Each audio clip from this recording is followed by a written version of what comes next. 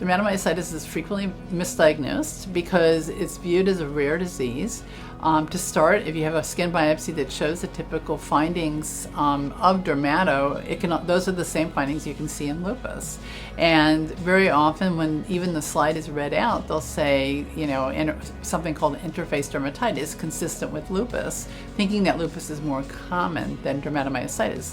But probably dermatomyositis is increasing in frequency, and if anything, it may be equal to the amount of lupus, and yet people don't think of it as a rare disease. Also, because the older criteria said that you had to have muscle disease to get the diagnosis, I think very often these patients get called something else. And they get called undifferentiated connective tissue disease, get called lupus, many other diseases. And so that can be very confusing when that's actually not what they have. And they have very typical findings in the skin that you would see with patients who have muscle and skin involvement.